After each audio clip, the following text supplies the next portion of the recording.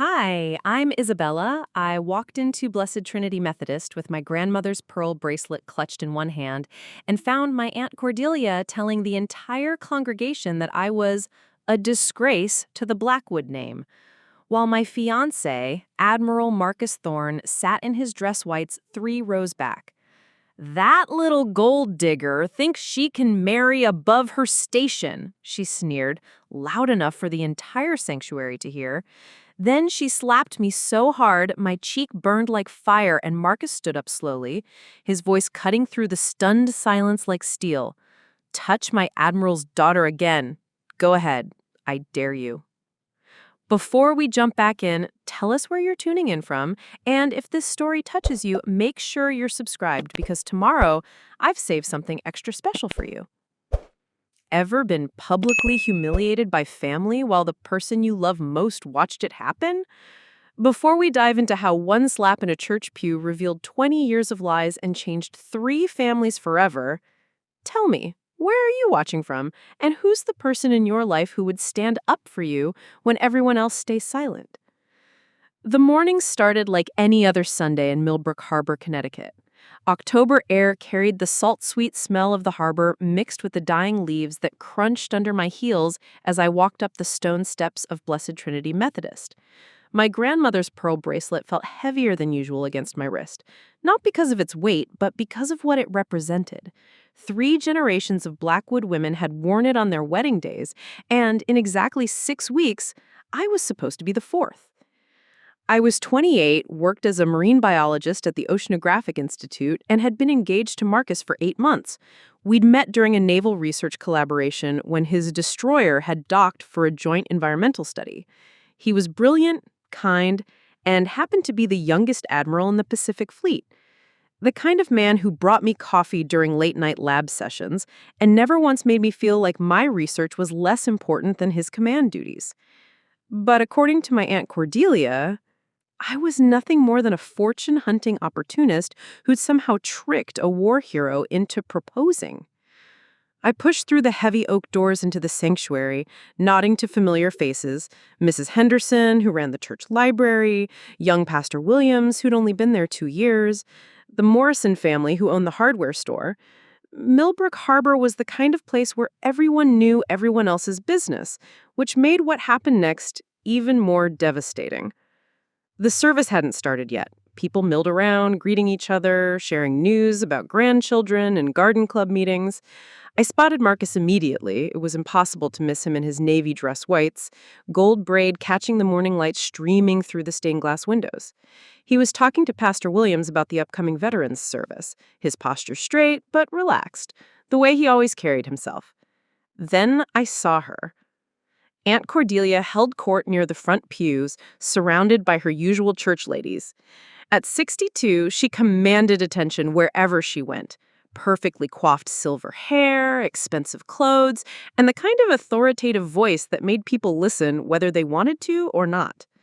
She'd been the unofficial matriarch of the Blackwood family since my grandmother passed 5 years ago, and she never let anyone forget it.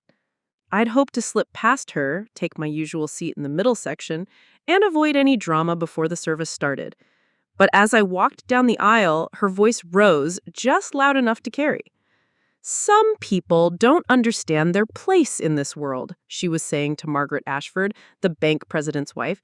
"They think they can climb social ladders they weren't meant for." I felt the familiar knot form in my stomach. Cordelia had been making these comments ever since Marcus and I announced our engagement.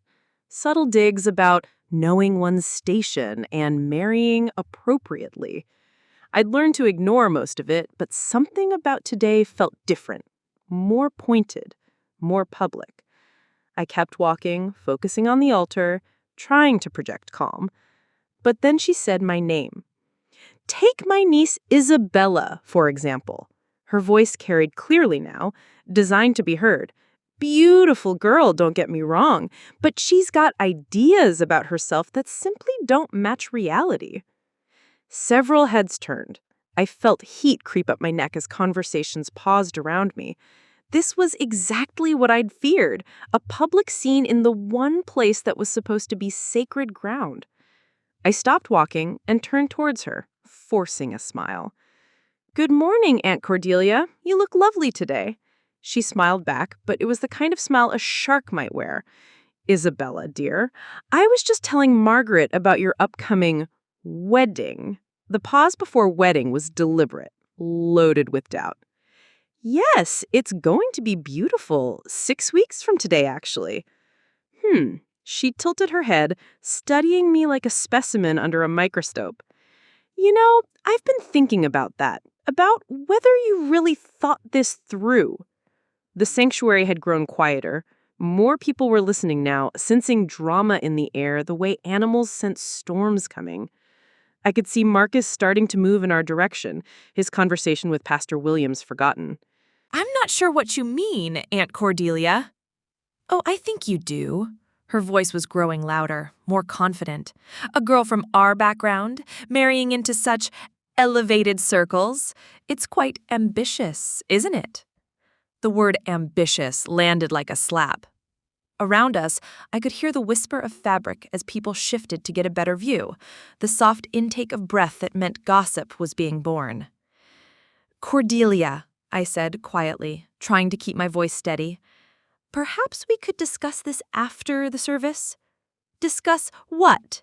The fact that you're a gold-digging little opportunist who somehow convinced a war hero that you're worthy of his name?" The sanctuary went dead silent. "The fact that you've got everyone fooled into thinking you're something special, when we both know you're just Sarah Blackwood's granddaughter who got lucky?" My cheek was still stinging from where her ring had caught the skin. The entire congregation stared in shocked silence. Then I heard footsteps, measured, deliberate, the sound of military boots on marble floors. Marcus's voice cut through the silence like a blade. 3 words that would change everything. "Touch my Admiral again? Go ahead. I dare you."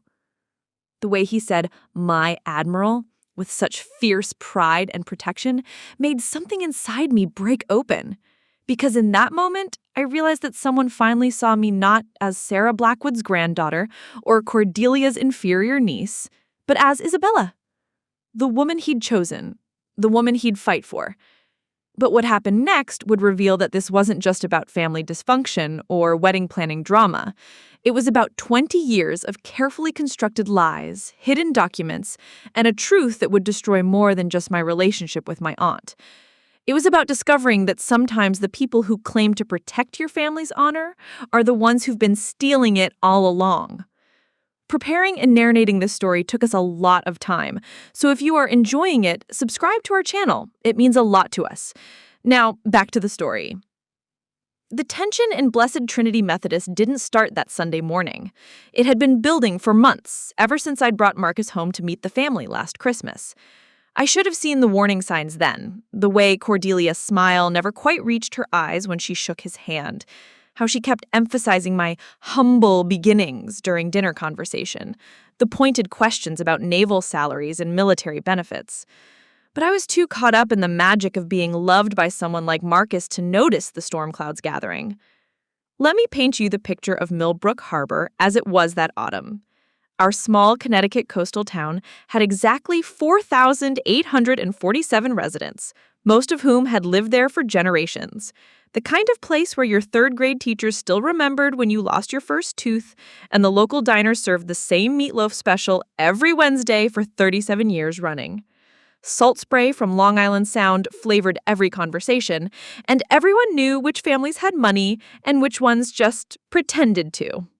The Blackwoods fell somewhere uncomfortably in between. My grandmother Sarah had built a small fortune in real estate during the 1980s boom, buying up waterfront properties before anyone realized their value. She'd left behind a modest trust fund, the big Victorian house on Harbor Hill, and enough investments to keep the family comfortable, if managed properly. The problem was, Cordelia had been managing everything since grandmother's death, and she treated the family finances like her personal kingdom. Marcus had grown up in San Diego, the son of a Navy mechanic and a school librarian. He'd earned his rank through merit, not connections, working his way up from ensign to admiral over 15 years of distinguished service. At 34, he commanded respect from seasoned officers twice his age and had been decorated for his role in humanitarian missions across the Pacific. He was genuinely humble about his achievements, which somehow made them more impressive. Marcus, to his credit, tried to win her over. He'd ask about her garden, compliment her cooking, and listen politely to her stories about the old days in Millbrook Harbor. But military training had taught him to recognize hostile territory, and Cordelia's barely concealed resentment registered clearly on his radar. "She doesn't like me," he'd said one evening as we walked along the harbor after another tense family dinner. "She doesn't like that I chose you without asking permission first," I'd corrected. Cordelia's used to being consulted on every major family decision. What I didn't tell him was how much deeper her animosity ran. Since my parents died in a car accident when I was 12, Cordelia had appointed herself my surrogate mother, making it clear that she expected gratitude and obedience in return. She'd paid for my college education, using grandmother's trust fund, though she always framed it as her personal generosity, and regularly reminded me how much I owed her. The marine biology career she'd barely tolerated. Playing with fish, she called it, though my research on coastal ecosystem preservation had earned recognition in several academic journals. She expected me to marry someone local and manageable, probably the son of one of her church friends, someone who would defer to her judgment and keep me close to home. Marcus represented everything she couldn't control. Federal authority that superseded her local influence, financial independence that made her leverage irrelevant, and worst of all, my complete devotion to someone who hadn't asked her permission to exist in my life. The weeks leading up to that Sunday had been particularly tense. Our engagement announcement in the Millbrook Harbor Gazette had been met with enthusiasm from most of the community. The local girl marrying a decorated war hero made for good hometown pride.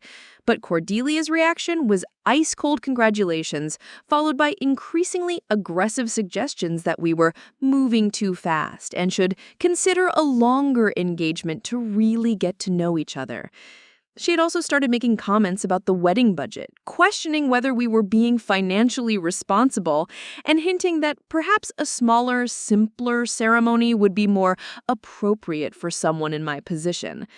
The trust fund that was supposed to help pay for the wedding had somehow developed complications, paperwork delays, investment concerns, reasons why the money wasn't immediately accessible. Marcus had quietly offered to cover all wedding expenses himself, which somehow made Cordelia even angrier.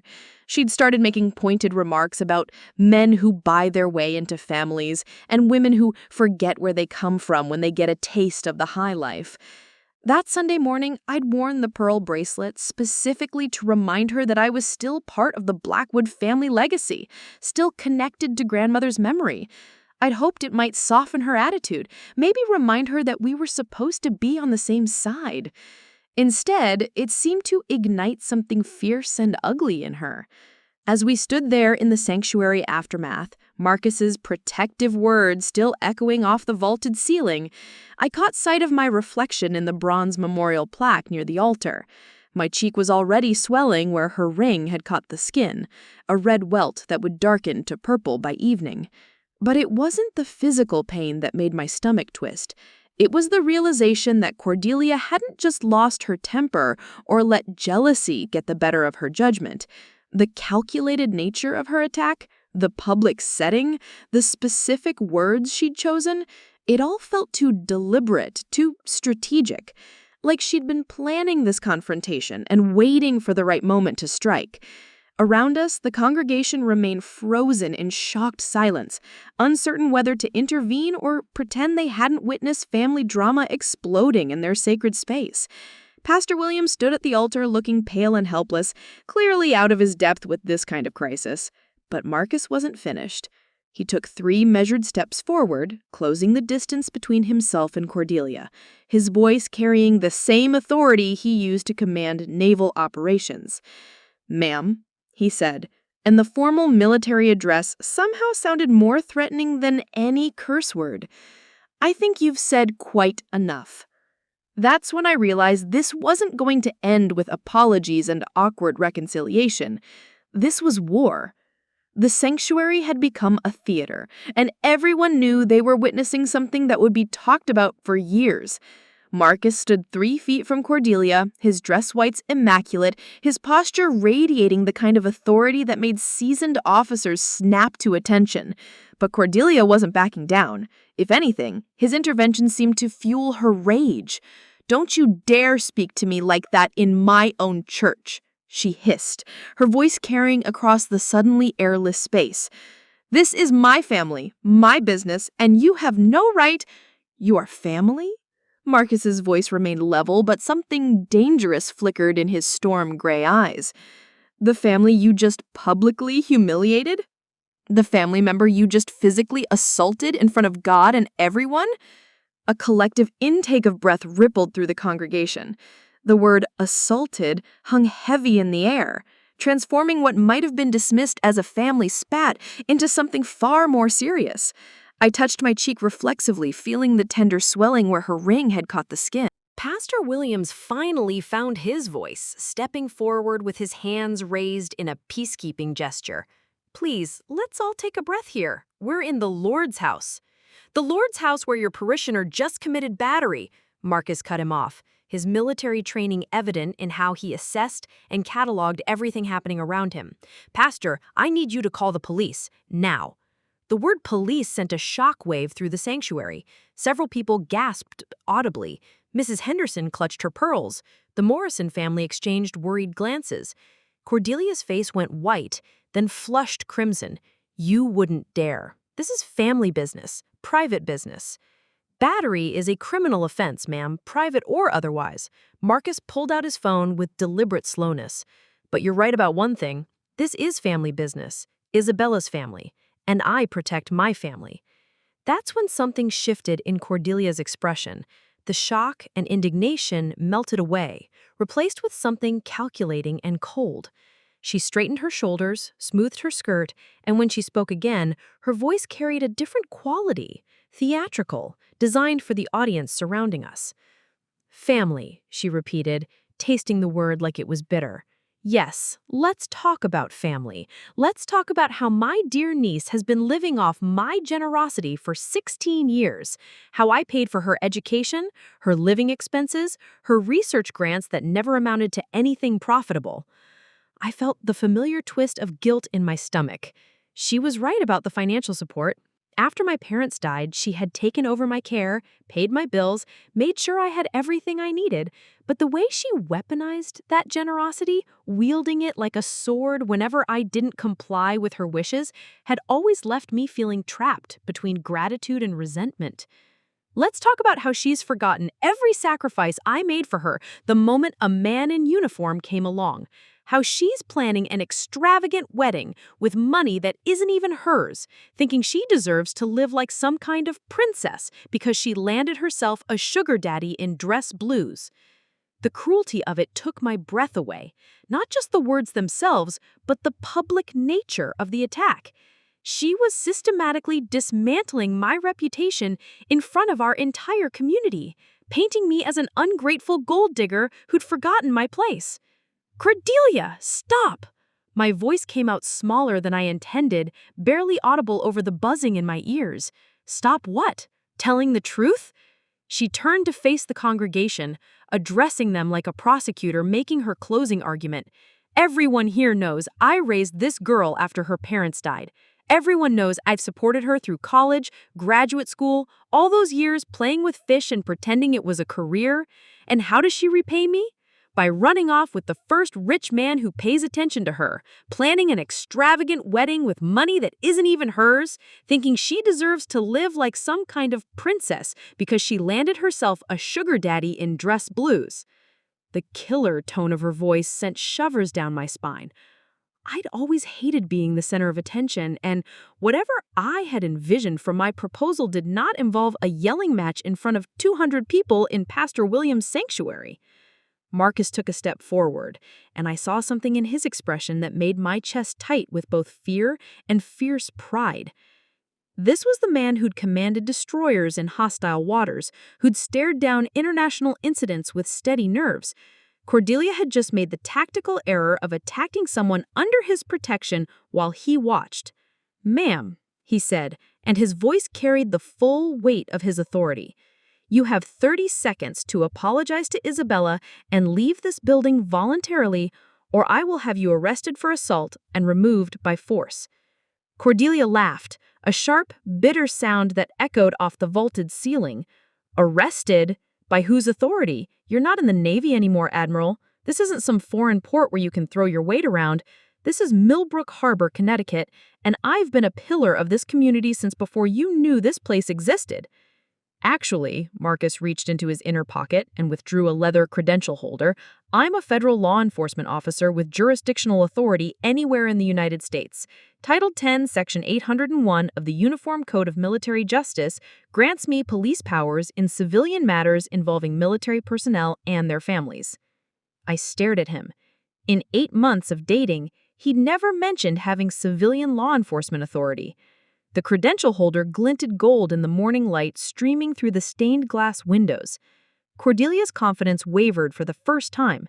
That's ridiculous. You can't just— 20 seconds, Marcus said calmly. The sanctuary was dead silent now. Even the children had stopped fidgeting. I could hear the clock on the wall ticking, the distant sound of harbor bells, the whisper of fabric as 200 people held their collective breath. Cordelia looked around the room, perhaps finally realizing that her audience wasn't as sympathetic as she'd assumed. The faces staring back at her showed discomfort, embarrassment, and in some cases, clear disapproval. Whatever social capital she'd thought she possessed was rapidly evaporating. But instead of backing down, she doubled down. "Fine," she said, her voice rising to near shouting volume. "Arrest me. Call the police. Make your big federal case. But everyone in this room will know the truth about your precious fiancé.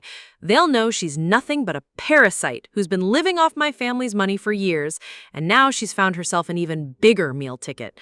She turned back to me, her eyes blazing with 20 years of accumulated resentment. "You want to know what your grandmother really thought about you, Isabella? You want to know what she told me before she died?" My blood turned to ice. "Cordelia, don't—" "She said you were weak, just like your father. She said giving you that trust fund was the biggest mistake she'd ever made because you'd never be strong enough to handle real responsibility. She said you'd end up disappointing everyone who ever believed in you." The words hit like a physical blow, knocking the air from my lungs. Around us, I heard gasps, murmurs of shock and disapproval. Even her most loyal church friends looked horrified at the cruelty of using my grandmother's memory as a weapon. But she wasn't finished. "She changed her will 6 months before she died," Cordelia continued, her voice carrying clearly across the now silent sanctuary. "Changed it to put me in complete control of your inheritance because she didn't trust you to manage it responsibly. Every dollar you've ever spent, every opportunity you've ever had, it all came through me, and it can all disappear just as easily." That's when Marcus moved. Not quickly, not violently, but with the measured precision of someone who'd made his decision and was now executing it with military efficiency. He stepped between Cordelia and me, blocking her view, his presence suddenly filling the space like a storm front. When he spoke, his voice was quiet, but it carried to every corner of the sanctuary. "Ma'am, you've just confessed to financial elder abuse, made terroristic threats, and committed assault in front of 200 witnesses. You're under arrest." The words hung in the air like thunder. Cordelia stared at him, apparently finally realizing she'd crossed a line she couldn't uncross. Her mouth opened and closed soundlessly, all her righteous anger suddenly draining away as the reality of her situation hit her. "You can't be serious," she whispered. Marcus was already reaching for his phone. "Pastor Williams, please call 911 and request officers to respond for prisoner transport. Tell them Admiral Marcus Thorne is detaining a suspect for assault and financial crimes." The sanctuary erupted. People were talking, some standing, others pulling out their phones.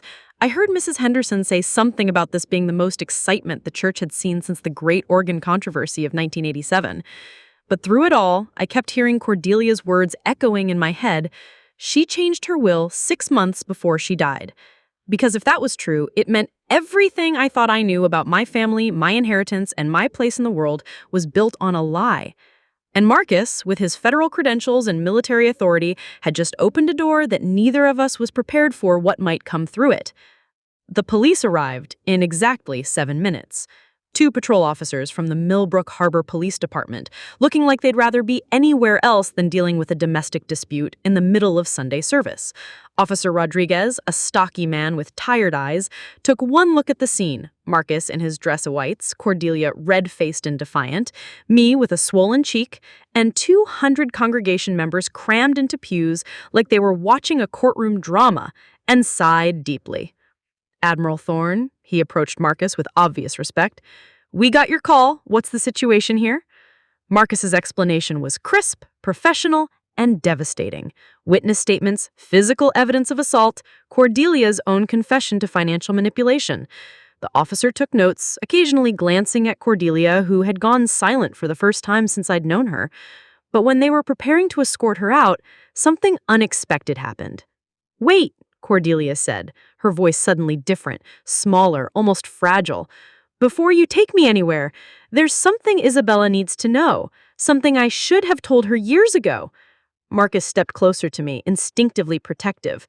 "Ma'am, you have the right to remain silent." "I know my rights," she snapped, "but she has rights too. The right to know who she really is." A chill ran down my spine. The way she said who she really is carried implications that made my stomach clench with dread. Officer Rodriguez looked between us. "This is highly irregular. If you want to make a statement—" "Not a statement," Cordelia interrupted. "A confession." She turned to me, and for the first time in years, her expression wasn't angry or condescending. It was something closer to guilt. "Isabella, your grandmother didn't change her will because she thought you were irresponsible." The sanctuary was so quiet I could hear my own heartbeat. "She changed it because she found out the truth about your parents' accident." The world tilted sideways. What truth? Cordelia closed her eyes, suddenly looking every one of her 62 years. "It wasn't an accident." The words hit me like a physical blow. Around us, the congregation seemed to collectively hold its breath. Marcus's hand found my shoulder, steadying me as my knees threatened to give out. "What are you saying?" My voice came out as barely a whisper. "Your father had been asking questions about the family finances, about investments that didn't add up, properties that had been sold without proper documentation, trust fund distributions that couldn't be accounted for." Cordelia's voice was mechanical now, like she was reciting facts she'd rehearsed. "He'd figured out that someone had been embezzling from your grandmother's estate for years." Officer Rodriguez stepped forward, suddenly much more interested. "Ma'am, are you confessing to—" "Not me," Cordelia said quickly. "My husband, Harold, Isabella's uncle." The name hit me like a sledgehammer. Uncle Harold, who died of a heart attack 3 years after my parents. The man who taught me to fish, who had always brought me presents on my birthday, who had seemed genuinely devastated by my parents' deaths. Harold had gambling debts, casino debts, sports betting, online poker.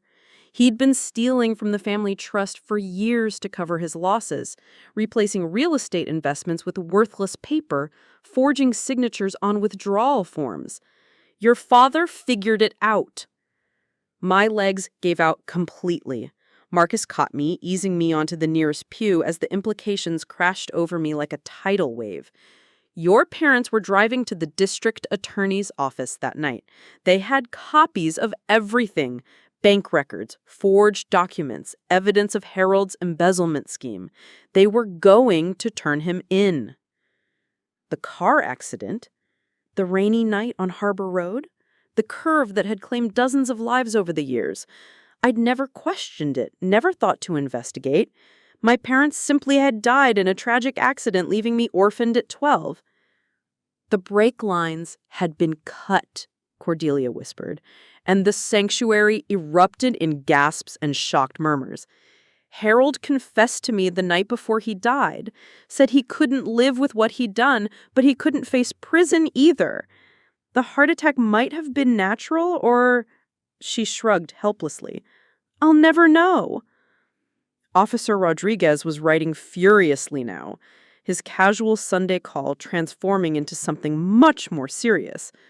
Ma'am, you're confessing to knowledge of a double homicide and conspiracy after the fact? I'm confessing to 20 years of cowardice. 20 years of letting that girl believe her parents died in an accident when they were murdered to cover up Harold's crimes. 20 years of managing the trust fund that should have been hers, using her gratitude and guilt to keep her close and quiet. The pieces were falling into place with horrifying clarity. The financial control, the constant reminders of how much I owed her, the way she had always made me feel like I was living on borrowed time, borrowed money, borrowed love. You knew, I said, my voice hollow. All these years, you knew my parents were murdered, and you said nothing. I was protecting you, Cordelia's composure cracked, revealing something desperate underneath. If the truth came out, if people knew Harold had killed them, the scandal would have destroyed our family. The trust fund would have been frozen during investigation, tied up in courts for years. You would have had nothing. I would have had the truth. The truth wouldn't have paid for your education. The truth wouldn't have kept a roof over your head or food on your table. She was shouting now, 20 years of justification pouring out. I made the best decision I could with an impossible situation. Marcus's voice cut through the chaos like a knife. You made the decision that benefited you most. Full control of the family finances, a grateful dependent who wouldn't ask difficult questions, and the power to present yourself as the family savior. Cordelia whirled on him. You don't understand. I understand perfectly, Marcus said, his admiral's authority filling the space. You're an accessory after the fact to double homicide. You've been operating a criminal conspiracy for 20 years, and you've been psychologically abusing Isabella by using her parents' death as leverage to control her. The weight of it all was crushing. My parents hadn't died in some random accident. They'd been murdered by someone I'd trusted, someone I'd loved. Someone whose funeral I'd attended with genuine grief. And Cordelia had known, had built her entire relationship with me on that foundation of lies. But there was something else, something that didn't quite fit. The will, I said suddenly, looking up at Cordelia through tears I hadn't realized I was crying. You said grandmother changed her will before she died. But if she found out about Harold's embezzlement after my parents died, how could she change it 6 months before her own death? That was 5 years ago. Harold died 3 years after my parents. Cordelia's face went pale. Around us, the congregation leaned forward, sensing another revelation coming. She suspected something earlier, started asking questions. What kind of questions? Marcus's voice was deadly quiet. About the casino receipts she found in Harold's car? About why certain investments weren't generating expected returns? About... Cordelia's voice faltered. About what, ma'am? Officer Rodriguez pressed. About why Harold had been asking so many detailed questions about Isabella's parents' travel schedule. The silence that followed was deafening. He planned it, I whispered, the horrible truth crystallizing.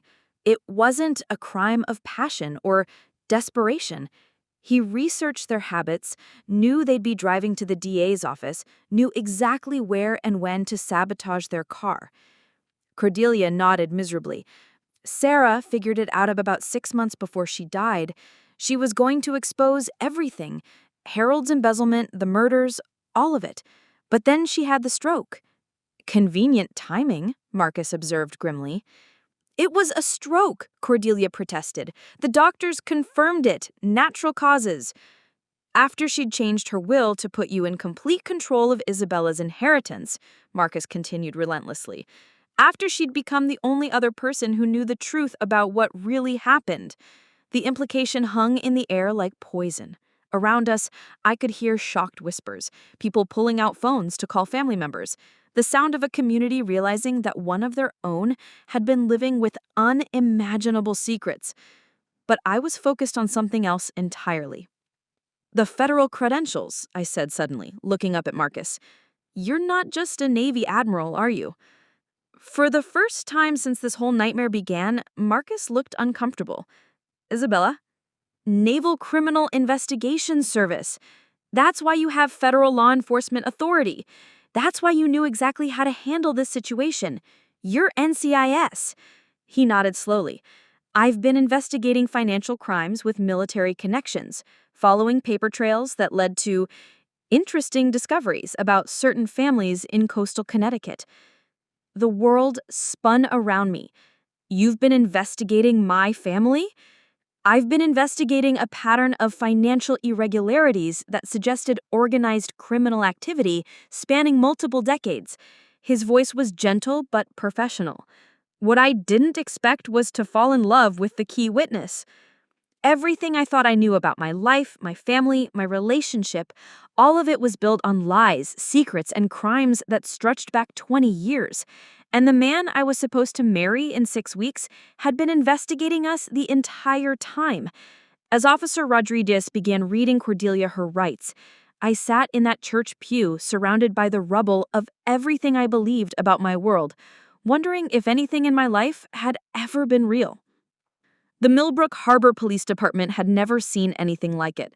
By Monday morning, their small station buzzed with federal agents, evidence boxes, and enough paperwork to bury their usual traffic violations and noise complaints. I sat in interview room B, staring at a cup of coffee that had gone cold hours ago, watching Marcus transform from the man who brought me flowers to the federal investigator who'd been building a case around my family for months. "When did you first suspect something was wrong with the Blackwood family finances?" Agent Sarah Chen from NCIS asked, her recorder spinning quietly between us. She was Marcus's partner, something I learned that morning along with a dozen other details about his real job that made my head spin. "I didn't," I answered honestly. "Cordelia handled everything. I just signed whatever papers she put in front of me and trusted that she had my best interests at heart." Agent Chen exchanged a look with Marcus. "Even when the trust fund distributions became irregular, when promised wedding expenses suddenly became unavailable?" She said there were market complications, investment restructuring. The words sounded pathetic, even to me. I believed her because I wanted to believe her, because the alternative was acknowledging that the woman who raised you had been lying to you for 20 years, Marcus finished gently. The door opened, and Detective Rivera from the state police entered carrying a manila folder thick enough to choke a horse. "We got the warrant to search Cordelia's house. You're going to want to see this." He spread photographs across the table, images from Cordelia's home office showing filing cabinets, document boxes, and what appeared to be a sophisticated record-keeping system spanning decades. But the last photo made my blood freeze. A wall-mounted corkboard covered with newspaper clippings, photographs, and handwritten notes, all about me. My graduation from college, my research publications, my relationship with Marcus, even photos of us together that I didn't remember anyone taking. String connected various pieces like some kind of conspiracy theory map. "She's been documenting your entire life," Agent Chen observed. "Every major decision, every relationship, every career move. This level of surveillance suggests obsessive control behavior far beyond normal family concern." I stared at the photos, feeling sick. She was watching me. All these years, she was watching me. "There's more," Detective Rivera continued, flipping to the next set of images. "We found Harold's original confession letter, hidden in a safety deposit box, along with copies of the evidence your parents had gathered about his embezzlement." Marcus leaned forward. "She kept Harold's confession, but never turned it over to authorities?" Gets worse. The confession includes details about the brake line sabotage, timing of the murder, even Harold's regret about having to silence them permanently. Rivera's expression was grim. "But here's the kicker. It's dated 3 months before your parents died." The room went silent, except for the hum of fluorescent lights. "He confessed before he killed them?" I whispered. "To Cordelia, yes. She knew in advance that he was planning to murder your parents, and she did nothing to stop it." Agent Chen pulled out another folder. We also found correspondence between Cordelia and Harold dating back 15 years before your parents' deaths.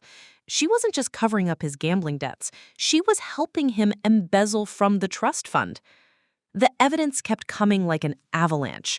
Bank records showing systematic theft spanning decades, forged documents with Cordelia's handwriting, investment statements that were completely fabricated, property sales that had never actually occurred with the money diverted into accounts she controlled. The Blackwood Family Trust Fund was worth approximately $12 million when your grandmother established it. Current legitimate assets total roughly $800,000. I did the math automatically, then felt dizzy. She stole over $11 million? She and Harold together, yes. The gambling debts were just the tip of the iceberg. They were running a sophisticated financial fraud operation using your family's legitimate business interests as cover. Marcus pulled out his phone and showed me a spreadsheet. We've been tracking unusual financial activity in coastal Connecticut for 2 years. High-value real estate transactions that didn't match market patterns, trust fund manipulations, estate planning that seemed designed to benefit administrators rather than beneficiaries. Your family's name came up repeatedly. So you investigated me. I investigated financial crimes. Finding you was... He paused, choosing his words carefully. Complicated. Agent Chen took over. Admiral Thorne's cover was perfect for this operation. Military officer conducting environmental research, legitimate reason to be in the area, natural integration into the community. He was supposed to gather intelligence on the Blackwood family's financial activities. But you fell in love with me instead. I fell in love with you because of who you are, not in spite of who your family is. Everything I learned about you during the investigation made me want to protect you from what was coming. You mean from learning that my entire life has been a lie? From learning that you're the victim of systematic financial abuse and psychological manipulation spanning 20 years. There's a difference. Detective Rivera cleared his throat. There's something else. We found evidence that your grandmother's stroke might not have been natural. The world tilted again. What do you mean? Hospital records show unusual medication levels in her blood work the day she was admitted, specifically blood thinners that could have been administered to someone already at risk for a stroke to trigger a massive cerebral hemorrhage. I couldn't breathe. Cordelia killed her too? We can't prove it yet, Agent Chen said carefully, but the timing is suspicious. Your grandmother had started asking questions about financial irregularities, was considering an independent audit of the trust fund, and had begun changing her will to limit Cordelia's control. Then she suddenly has a stroke that leaves her incapacitated until her death 6 months later, during which time Cordelia had complete medical power of attorney and financial control. Marcus added grimly. The evidence room felt like it was closing in around me.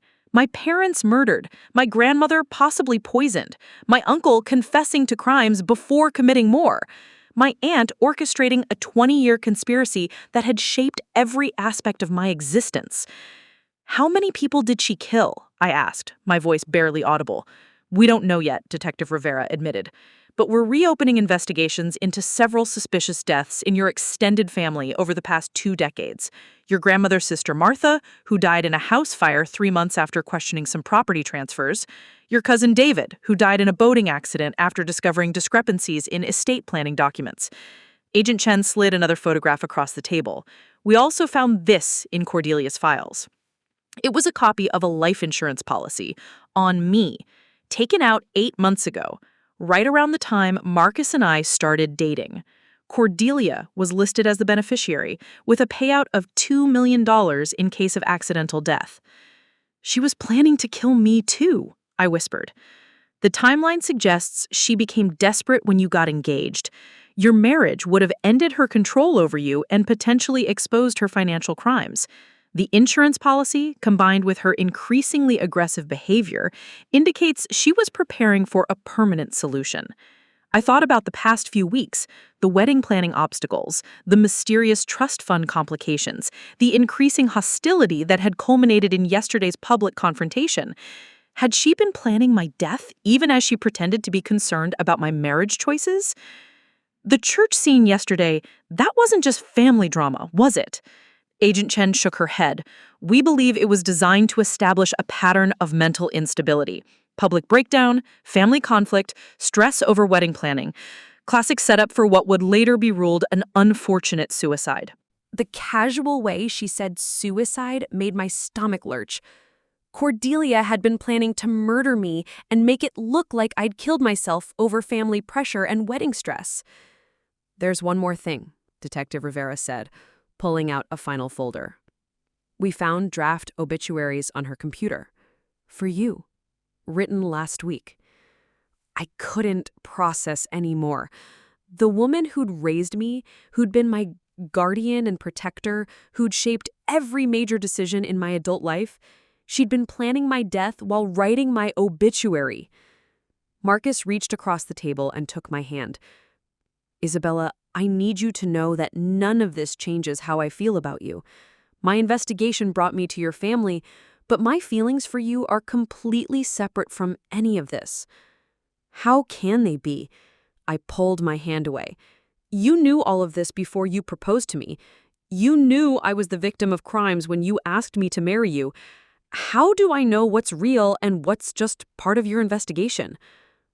The hurt in his eyes looked genuine, but after everything I'd learned, how could I trust my judgment about anything?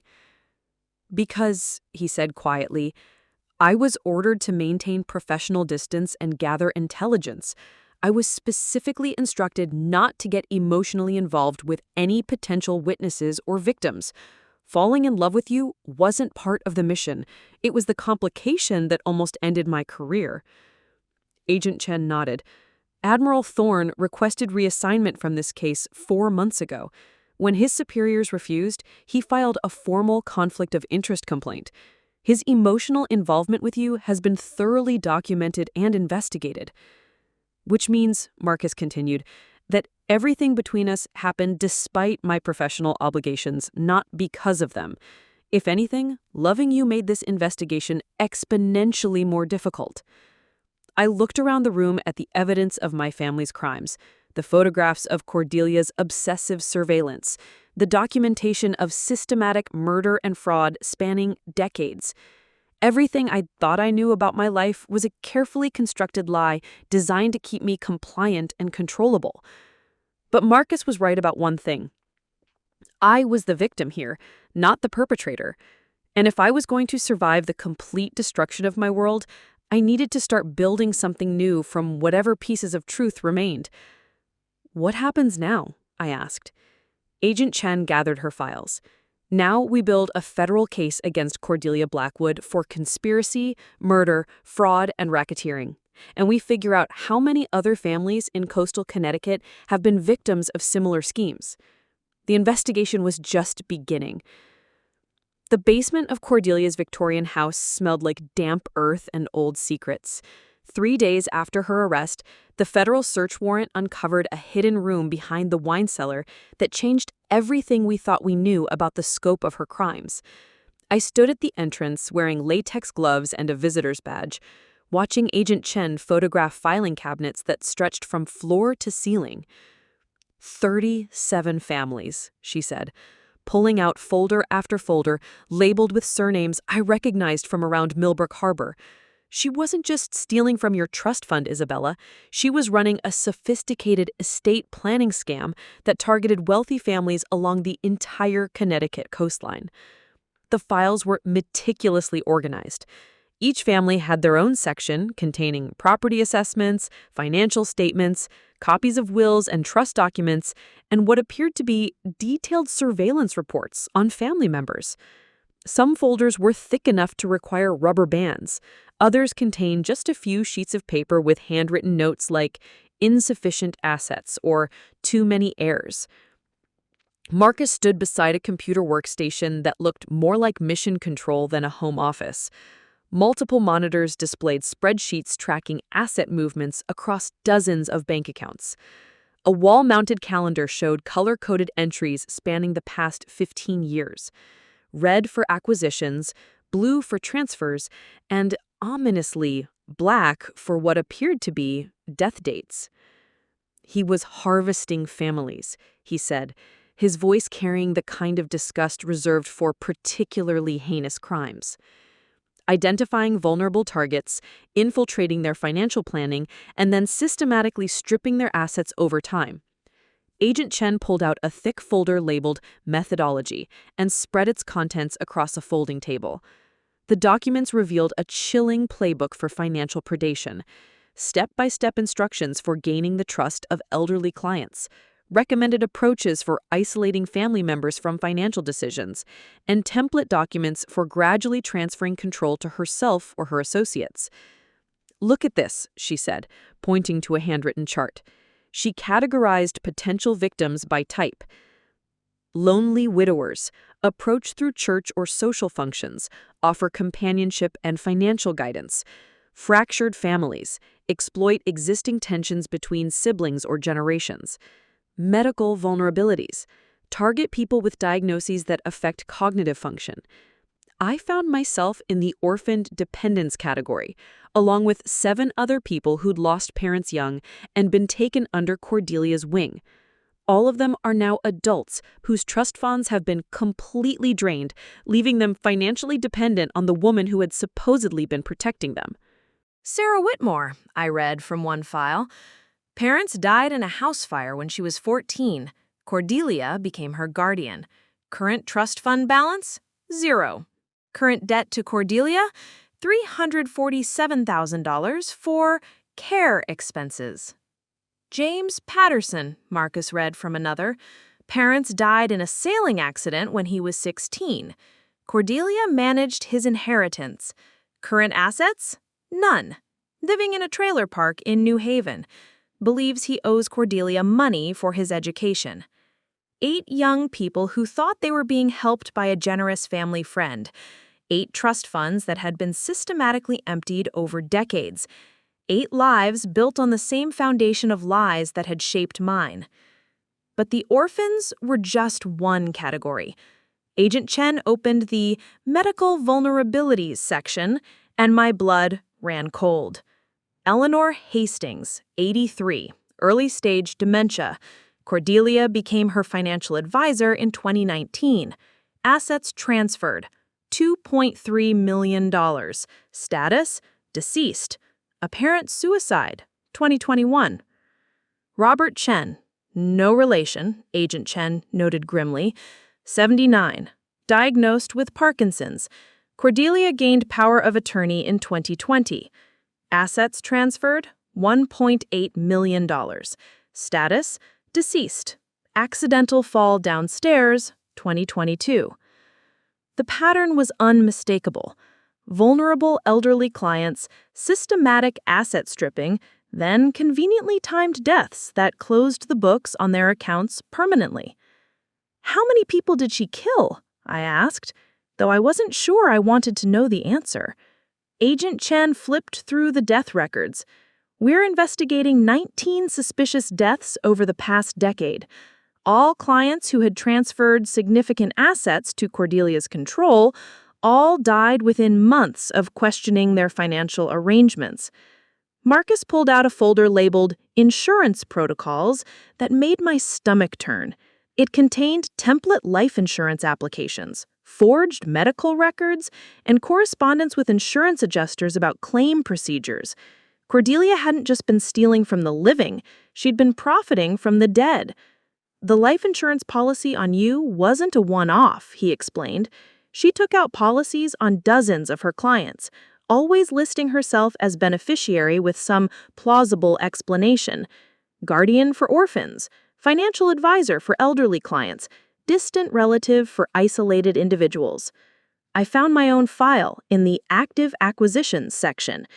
The contents made me nauseous. Detailed notes about my daily routines, my relationship with Marcus, my psychological vulnerabilities following my parents' deaths, a timeline showing optimal moments for intervention, periods when I was emotionally vulnerable and most likely to make impulsive decisions. But it was the section labeled Elimination Protocols that revealed just how methodical her approach to murder had become. She had detailed plans for at least 12 different accident scenarios, Agent Chen explained, photographing page after page of handwritten notes. Car accidents, drownings, house fires, medical emergencies, each one customized to the target's lifestyle and pre-existing health conditions. My elimination plan involved a staged suicide following wedding planning stress and family conflict. The scenario included planted evidence of depression, forged journal entries expressing despair about family disapproval, and a timeline that would have culminated in my death just weeks before the wedding, after the insurance policy waiting period expired, but before Marcus could legally inherit any of my assets. She was going to frame it as a Romeo and Juliet situation, Marcus said, his voice tight with controlled anger. Young woman torn between family loyalty and true love, unable to handle the pressure, takes her own life rather than choose between them. The church confrontation was part of the setup. She needed witnesses to my emotional distress, evidence of family conflict that would support the suicide narrative. Agent Chen nodded. 200 people saw you publicly humiliated by family, saw you break down emotionally, saw the man you love forced to defend you against your own relatives. Perfect foundation for a tragic ending. But there was more. Hidden in the back of my file were documents I'd never seen before, including a copy of my grandmother's original will, the one written before her stroke. She left everything directly to you. No trust fund, no guardianship provisions, no control mechanisms. Just a straightforward inheritance that would have made you independently wealthy at 18. The will was dated 6 months before my grandmother's stroke, exactly as Cordelia had claimed. But the handwriting analysis notes in the margin showed something different. The signature was genuine, but several key provisions had been altered after signing. Cordelia modified the will after your grandmother signed it, changed the inheritance structure to create the trust fund, added herself as trustee, inserted provisions that gave her complete control until you reached 35 or died. 35? The age when most trust fund restrictions typically expire. She was banking on you not living that long. I was 28. 7 more years of her control, 7 more years of carefully orchestrated dependence before I would have gained access to wealth that could have freed me decades ago. Agent Chen pulled out one final folder, this one labeled Expansion Plans. The contents revealed that Cordelia's operation had been growing increasingly sophisticated. She'd been recruiting accomplices, lawyers, insurance agents, medical professionals, even clergy members who helped identify vulnerable targets within their congregations. Pastor Williams, I said, recognizing his name on a contact list. Was he part of this? Unknowingly, we think, Marcus said. She was using his pastoral care visits to identify elderly parishioners who might be good targets. But there are others who were definitely involved. The conspiracy included Dr. Matthews, who'd signed off on suspicious medical emergencies, Attorney Richardson, who drafted fraudulent estate planning documents, and even Officer Hendricks from the local police, who'd ensured that deaths under investigation were quickly ruled accidental. It's a network, Agent Shan explained, each person handling a piece of the operation, most of them probably unaware of the full scope. Classic organized crime structure, compartmentalized so that if one part gets exposed, the rest can keep operating. I stared at the evidence surrounding us. Decades of systematic murder, fraud, and psychological abuse affecting dozens of families. The woman who'd raised me wasn't just a criminal. She was the center of a conspiracy that had been destroying lives across Connecticut for 20 years. How did no one notice? I asked. How did all these deaths and financial irregularities go undetected for so long? Marcus gestured to the police contact information. Because she had people inside the system helping her cover it up. Deaths that should have triggered investigations were quickly closed. Financial audits that might have revealed problems were mysteriously delayed or misfiled. Victims' family members who asked too many questions found themselves facing legal complications or harassment. The scope of it was overwhelming. This wasn't just about my family or my inheritance. Cordelia had been operating what amounted to a death cult focused on profit, systematically identifying, exploiting, and eliminating vulnerable people while corrupting the very institutions that should have protected them. What happens to all the other victims, I asked, the orphans she stole from, the families of people she murdered? Agent Chen was already gathering files for transport to the federal courthouse. That's what happens next. We notify every victim, freeze all assets she's touched, and start the process of recovering what we can. It's going to take years to unravel everything, but at least now we know the full scope of what we're dealing with. As we prepared to leave Cordelia's house of horrors, I took one last look around the hidden room that had been the nerve center of her operation. 20 years of my life had been shaped by decisions made in this basement, by plans hatched among these filing cabinets, by a woman who'd viewed me not as family to be protected, but as livestock to be harvested. But I was alive. Against her careful planning, despite all her manipulations, I was still breathing and still fighting. And now, finally, I had the evidence to destroy everything she'd built. The federal courthouse in Hartford buzzed with activity that Thursday morning. I sat in the witness preparation room staring at a stack of legal documents thick enough to stop a bullet while my newly appointed legal team explained what came next. Attorney General Patricia Valdez had assigned her best prosecutors to the case. This wasn't just about bringing Cordelia to justice anymore. It was about dismantling an entire criminal network that had operated with impunity for decades. The RICO charges alone carry a maximum sentence of 20 years per count, explained Assistant U.S. Attorney Michael Torres, a sharp-eyed man in his 40s who'd made his career prosecuting organized crime. We're looking at 17 separate counts of racketeering, plus conspiracy to admit murder, wire fraud, insurance fraud, and elder abuse.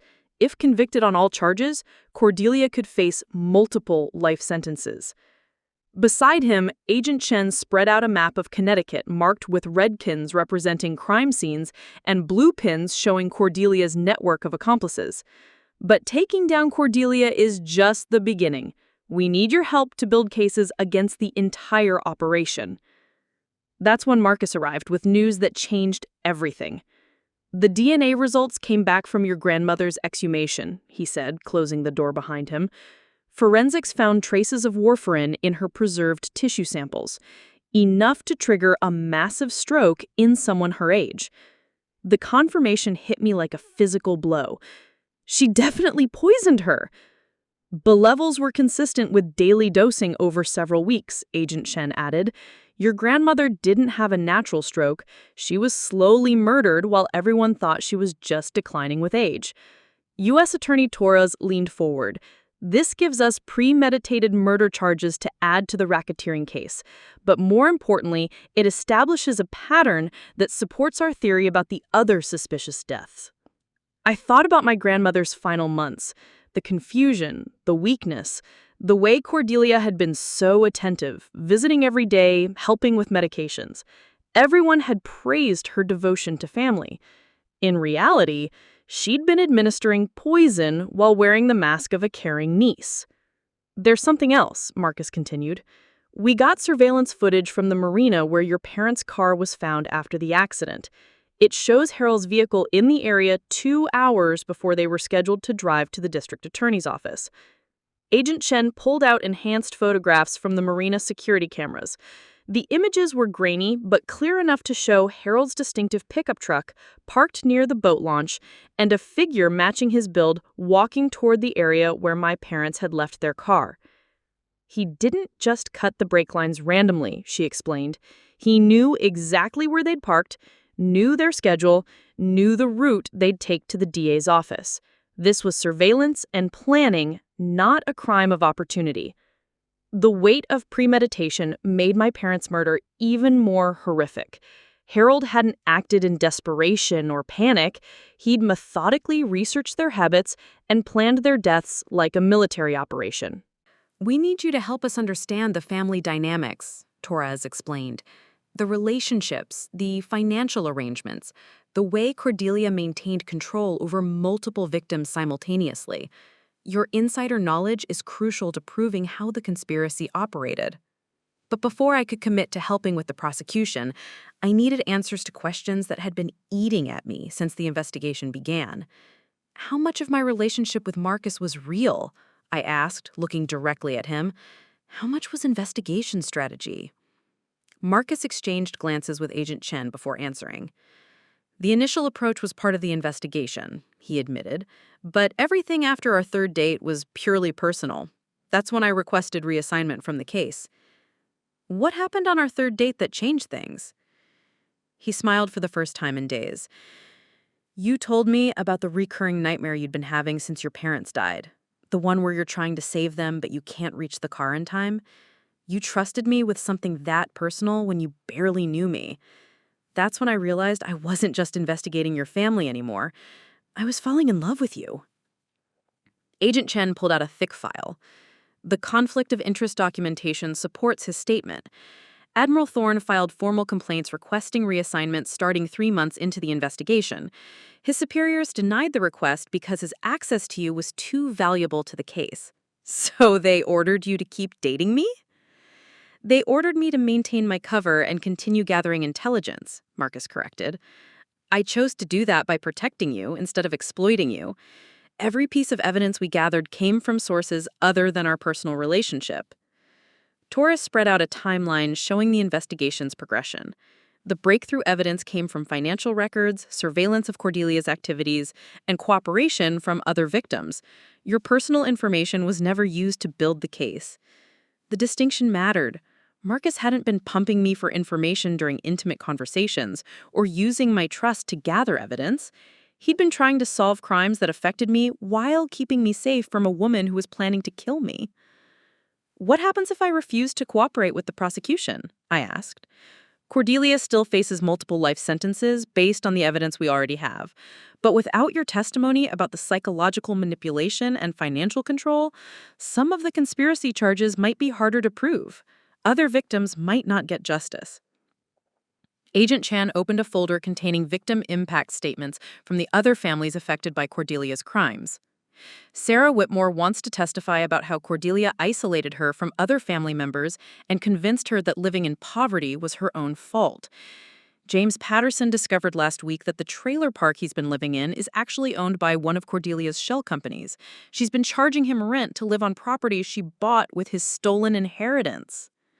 The cruelty was breathtaking. Cordelia hadn't just stolen from her victims, she had trapped them in cycles of dependency that continued to generate profit years after their trust funds had been drained. The elderly victims' families want closure. Eleanor Hastings' daughter has been living with guilt, thinking her mother committed suicide because of family problems. Robert Chen's son believed his father was just clumsy when he fell down the stairs. These families deserve to know the truth. I thought about the wall-mounted calendar in Cordelia's basement with its color-coded entries marking acquisitions, transfers, and death dates. Each black mark represented a life ended for profit, a family destroyed by carefully orchestrated cruelty. If I testify, what kind of protection do I get? Full witness protection if necessary, but we believe the immediate threat ended with Cordelia's arrest. The accomplices we've identified are mostly opportunistic collaborators, not dedicated criminals who would seek revenge. Marcus leaned forward. Isabella, whatever you decide, I want you to know that I'll be here. Not as an investigator, not as part of some federal operation, but as the man who loves you and wants to build a real life with you. Even after all this, even knowing that everything about my family, my inheritance, my entire background was built on lies? Especially because of all this, he said firmly. You survived 20 years of psychological abuse by someone who was planning to murder you. You maintained your integrity despite being surrounded by corruption. You built a career and a life based on your own merit while being systematically undermined by people who should have protected you. If anything, knowing what you've overcome makes me love you more. The sincerity in his voice was unmistakable. Whatever our relationship had started as, it had evolved into something real and strong enough to survive the demolition of everything I thought I knew about my world. There's one more thing. Agent Chen said, pulling out a final set of documents. We've recovered approximately $7 million in assets that can be directly traced to your grandmother's estate. The legal process will take time, but you're likely to recover a significant portion of what was stolen from you. Financial independence. After 20 years of carefully managed dependency, I was looking at the possibility of genuine freedom from anyone's control. Torres gathered the legal documents. We need a decision by Monday. The grand jury convenes Tuesday to consider the racketeering charges, and your testimony would significantly strengthen the case. I looked around the room at the evidence of Cordelia's crimes, the faces of people who'd dedicated themselves to seeking justice, and the man who'd risked his career to protect me. The woman who'd raised me had tried to turn me into a victim. Instead, she'd created someone strong enough to help bring down her entire criminal empire. I'll testify, I said, but I want to do more than just help prosecute Cordelia. I want to help find every other victim, recover every stolen asset, and make sure this kind of systematic abuse never happens again. Agent Chen smiled. We were hoping you'd say that, because we have a proposal that would let you do exactly that. Marcus reached for my hand. Are you sure about this? Taking on this kind of responsibility? I squeezed his fingers, feeling steady ground beneath my feet for the first time in months. I've been controlled by criminals for 20 years. It's time I helped put some of them behind bars. The alliance was formed, not just between me and the federal prosecutors, but between the woman I'd been, naive, dependent, trusting, and the person I was becoming, someone who could face the truth about her past and use it to build a future worth fighting for. The holding facility at Hartford Correctional Center was a study in institutional gray. Gray walls, gray floors, gray metal tables bolted to concrete. I sat across from Cordelia through reinforced glass, speaking into a black telephone that smelled like disinfectant and desperation. She looked smaller than I remembered. Her silver hair unwashed, her expensive clothes replaced by an orange jumpsuit that made her skin look sallow and old. But her eyes still held that familiar calculating gleam. Isabella, darling, she said, her voice crackling through the phone with artificial warmth. I'm so glad you came. I was beginning to think those federal agents had poisoned you against me completely. They didn't need to poison me against you, Cordelia. The evidence did that. She leaned back in her plastic chair, studying me like she was solving a puzzle. What evidence? Some financial records that can be explained by market fluctuations? Some old man's confused ramblings about gambling debts?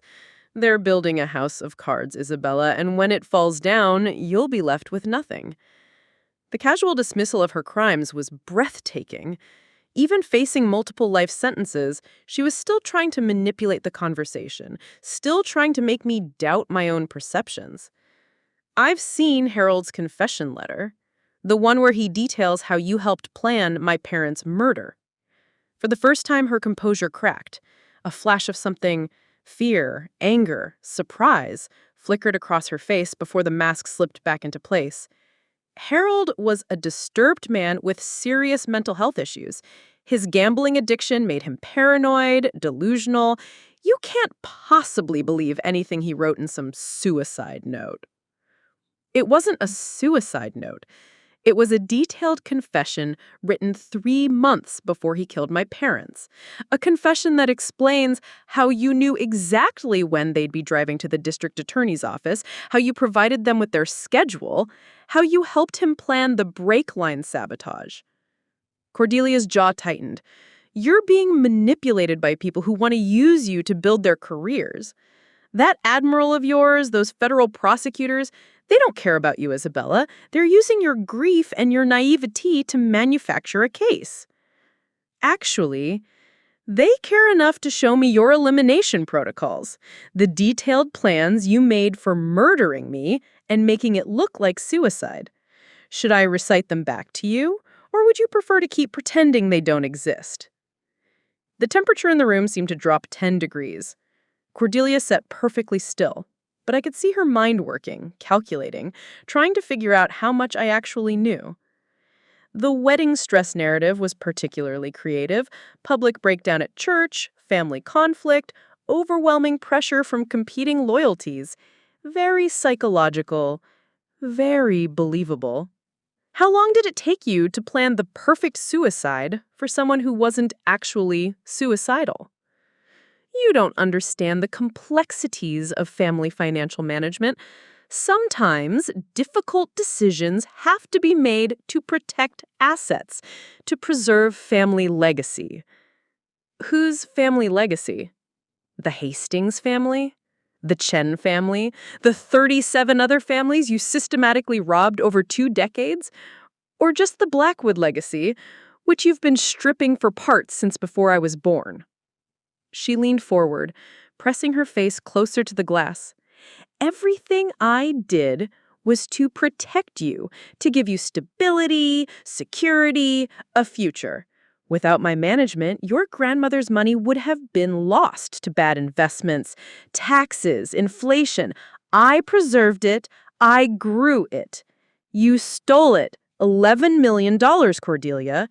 You and Harold stole $11 million from my family's trust fund to cover his gambling debts and fund your criminal operation. Don't insult my intelligence by calling it management. Your intelligence, she repeated, her voice turning sharp. The intelligence that couldn't figure out what was happening right under your nose for 20 years? The intelligence that let you be controlled and manipulated without ever questioning why your trust fund was always just barely accessible? You were easy to manage, Isabella, because you never bothered to think for yourself. The cruelty was designed to hurt, but instead of feeling wounded, I felt something unexpected: pity. She was so desperate to maintain control, even from a prison cell, that she was willing to reveal the contempt she'd hidden for decades. "You're right," I said. "I was easy to manage. I trusted the woman who raised me. I believed that someone who claimed to love me wouldn't systematically rob me while planning my murder. My mistake was assuming you had basic human decency." Cordelia's mask slipped completely. "Human decency? Do you know what human decency gets you? It gets you a husband with gambling debts who steals from his own family.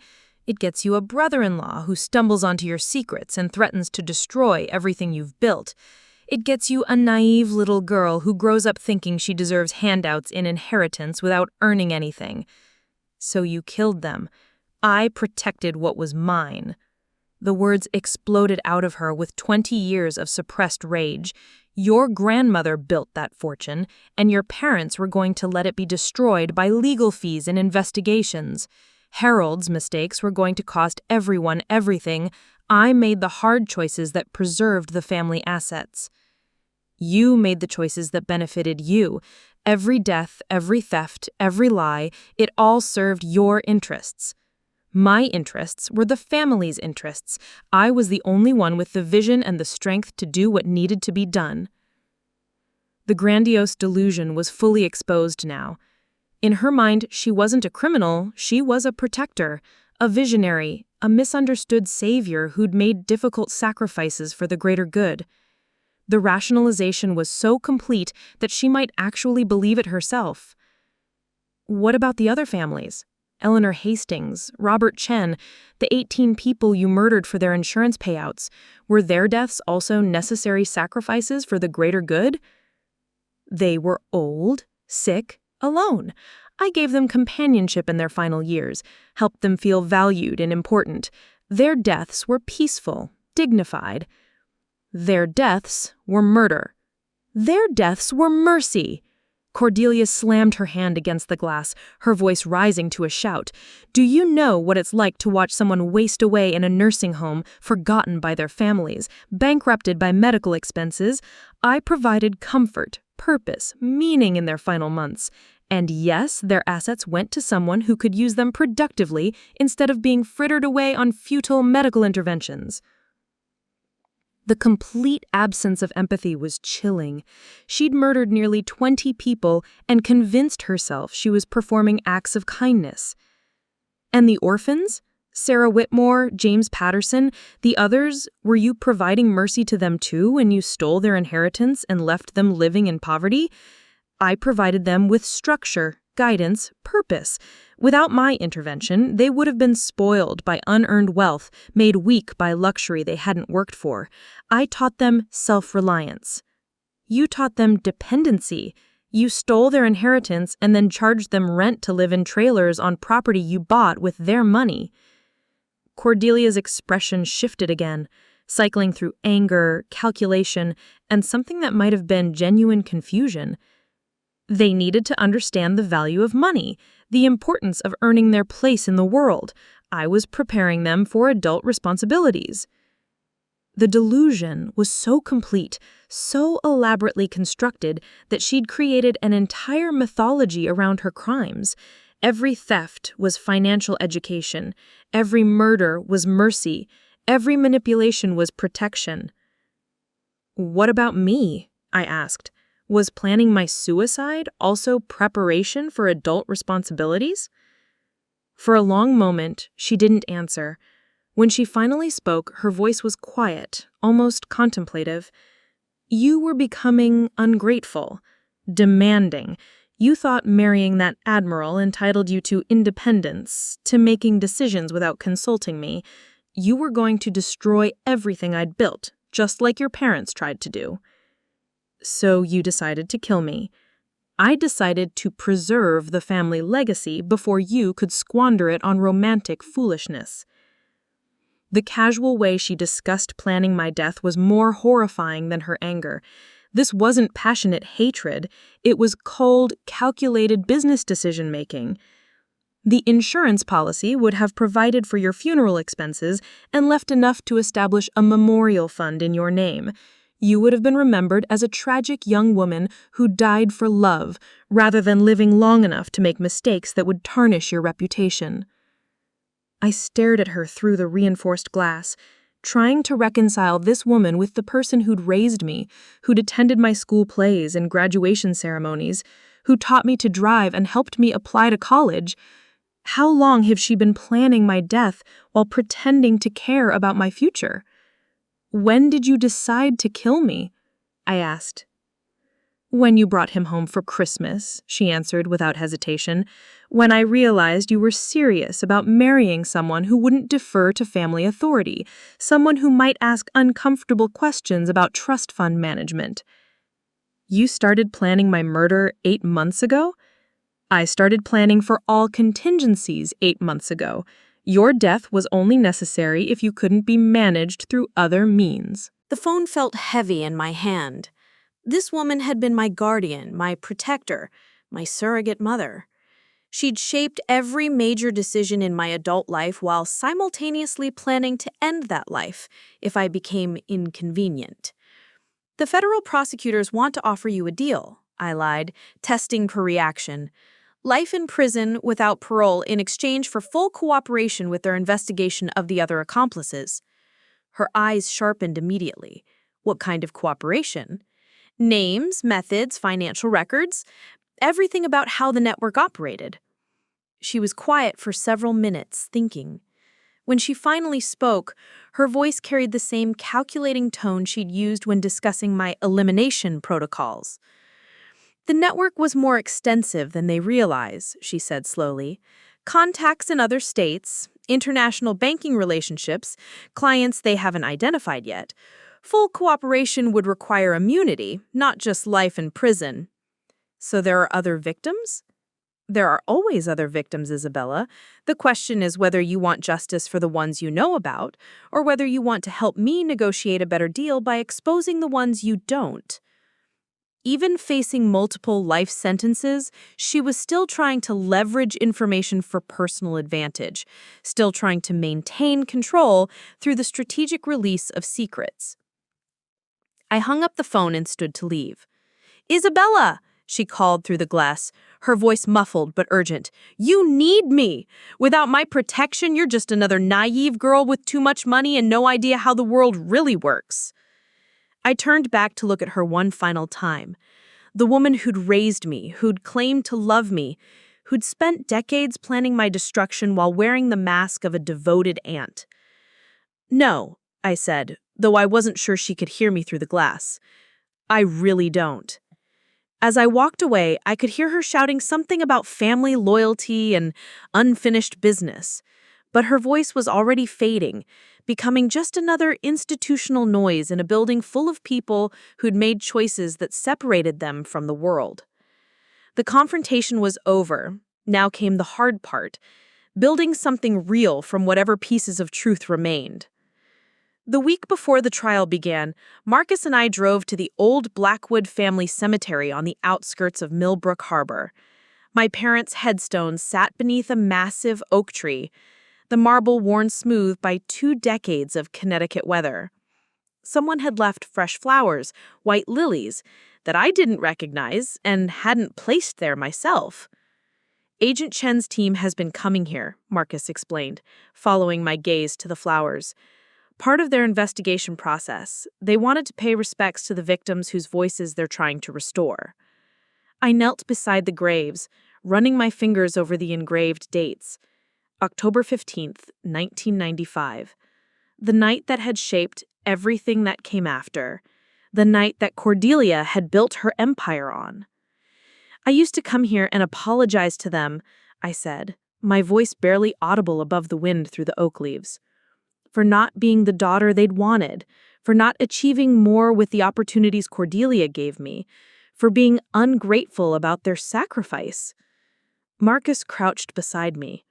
What are you going to tell them now? That I finally found out who really killed them, and that the woman who made me feel guilty for surviving was the same woman who planned their deaths. The psychological revelation had been almost as devastating as the criminal one. For 20 years, I'd carried survivor guilt about my parents' accident, feeling responsible for being the reason they'd been driving that night. Cordelia had carefully nurtured that guilt, using it to maintain my emotional dependence on her approval. Every major life decision had been filtered through the question of whether I was honoring my parents' memory or disappointing them. Learning that their deaths were premeditated murder committed by someone I trusted had shattered that psychological framework completely. The guilt, the self-doubt, the constant need for external validation, all of it had been based on lies designed to keep me controllable. There's something else, Marcus said, pulling an envelope from his jacket pocket. The investigation team found this in Harold's personal effects when they reopened his case file. It was marked to be delivered to you on your 21st birthday, but somehow it never made it out of evidence storage. My hands shook as I opened the yellowed envelope. Inside was a letter in my father's handwriting, dated just days before his death. My dearest Isabella, if you're reading this, it means something has happened to your mother and me, and you've reached an age where you can handle the truth about our family situation. The letter detailed everything my parents had discovered about Harold's embezzlement.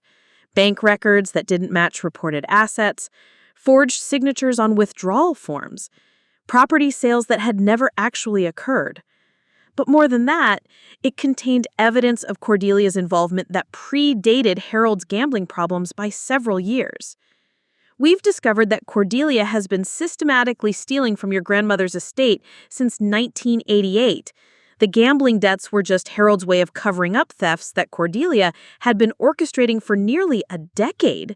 She's been using Harold as a front for her crimes, letting him take the blame while she controlled the operation. The timeline changed everything I thought I understood about the family dynamics. Cordelia hadn't been drawn into Harold's criminal behavior. She'd been the architect of it from the beginning. We're taking our evidence to the authorities tomorrow morning, the letter continued.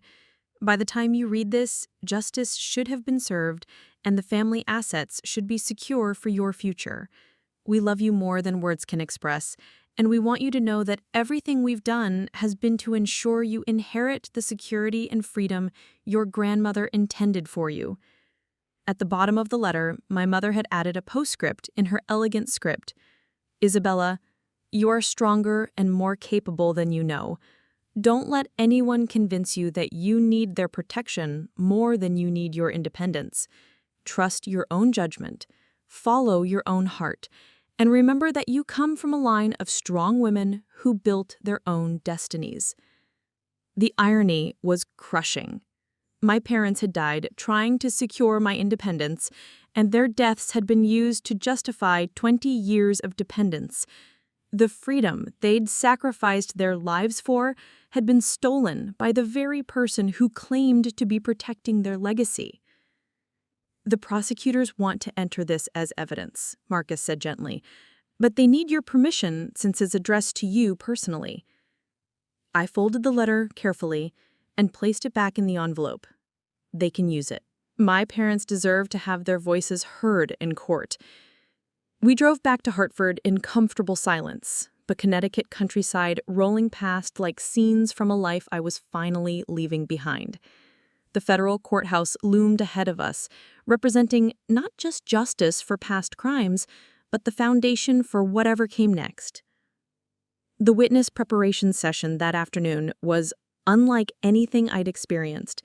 U.S. Attorney Torres walked me through every aspect of my testimony, anticipating defense arguments and helping me prepare for cross-examination that would be designed to discredit my memories, my motivations, and my understanding of events. Cordelia's attorney will try to paint you as an unreliable witness, someone whose judgment has been compromised by romantic involvement with the lead investigator, someone who has financial incentives to support the prosecution's theory, someone who might be fabricating memories to justify feelings of family betrayal, he explained. Agent Chen spread out a timeline covering the past 6 months. They'll focus particularly on your relationship with Admiral Thorne. They'll suggest that he manipulated you into believing conspiracy theories about your family to serve his own career interests. The defense strategy was predictable, but potentially effective. How do you prove that recovered memories are accurate when those memories have been systematically suppressed through psychological manipulation? How do you demonstrate that your current understanding of events is clear-eyed rather than influenced by law enforcement theories? The key is to stick to facts you can verify independently, Torres advised. Documents, dates, conversations that were witnessed by others. Don't speculate about motivations or fill in gaps with assumptions. But there was one piece of preparation that went beyond legal strategy. Dr. Rebecca Martinez, the FBI's consulting psychologist, had been working with me to understand the long-term effects of growing up under Cordelia's control. What you experienced wasn't just financial abuse, she explained during our session that evening. It was sophisticated psychological conditioning designed to make you dependent on external validation. Cordelia had created an environment where your sense of self-worth was entirely tied to her approval. The clinical term was coercive control, a pattern of behavior designed to isolate victims from support systems while creating psychological dependence on the abuser. Cordelia had been practicing it for decades, not just on me, but on dozens of other victims who'd been made to feel grateful for their own exploitation. Recovery from this kind of conditioning takes time, Dr. Martinez continued. Even after you intellectually understand what happened, the emotional patterns can persist. You might find yourself seeking approval from authority figures, second-guessing your own perceptions, or feeling guilty about asserting independence. The psychological insight was valuable, but it also raised uncomfortable questions about my relationship with Marcus. How much of my attachment to him was genuine affection, and how much was just another manifestation of my conditioned need for protection from authority figures? These are normal concerns for survivors of long-term psychological abuse, Dr. Martinez assured me. The fact that you're questioning your own motivations is actually a sign of healthy psychological development. People who've been genuinely brainwashed don't usually have the self-awareness to examine their own conditioning. That evening, Marcus and I sat in his hotel room, going over my testimony one final time. The prosecution had structured my appearance to tell a complete story. The childhood tragedy that set up my vulnerability, the 20 years of financial and psychological manipulation, the discovery of the truth about my family's crimes, and my decision to seek justice despite personal cost. "Are you ready for this?" he asked, closing the preparation binders. "I'm ready to tell the truth," I answered. "Whether the jury believes it is up to them." But there was one final revelation that changed everything about the trial strategy. Agent Chen called just after midnight with news that would transform the prosecution's case from a complex financial fraud into something much more immediate and dangerous. "We arrested Dr. Matthews tonight," she said, "Cordelia's accomplice who signed off on suspicious medical emergencies. During questioning, he revealed that the conspiracy didn't end with her arrest." I sat up in bed, suddenly wide awake. "What do you mean?"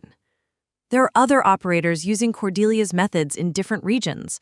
A network of financial predators who've been sharing techniques, target lists, even transferring victims between territories when local scrutiny gets too intense." Marcus took the phone. "How extensive is this network?"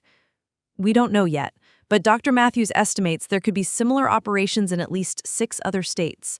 Hundreds of additional victims, billions in stolen assets, possibly dozens more murders."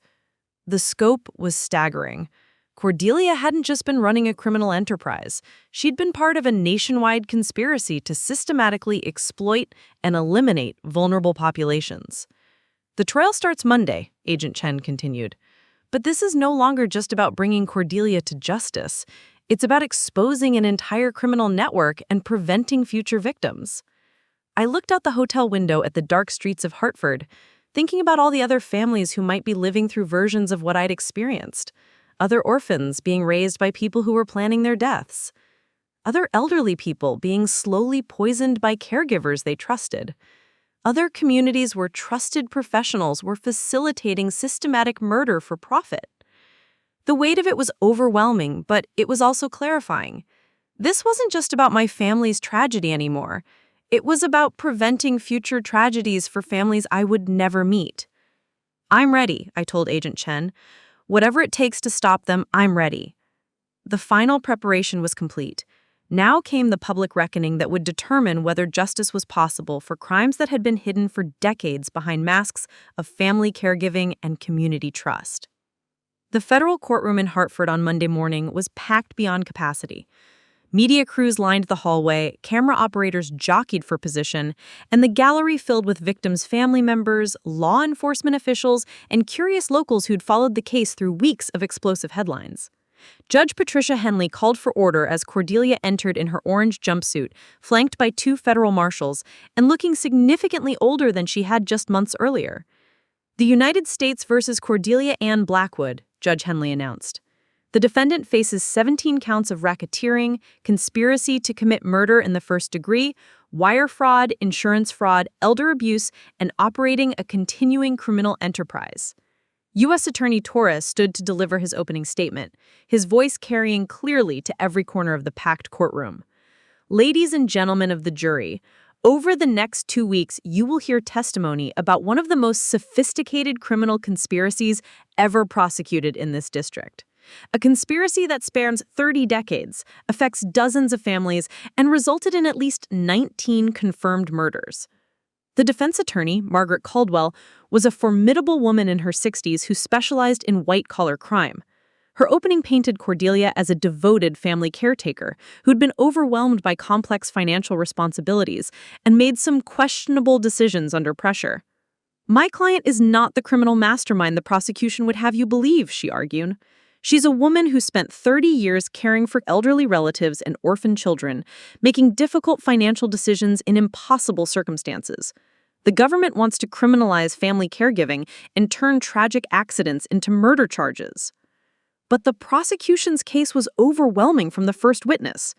Agent Chen testified for 3 hours, methodically walking the jury through the evidence recovered from Cordelia's basement command center. The wall-mounted surveillance photos, the color-coded calendar marking death dates, and the detailed elimination protocols for specific victims.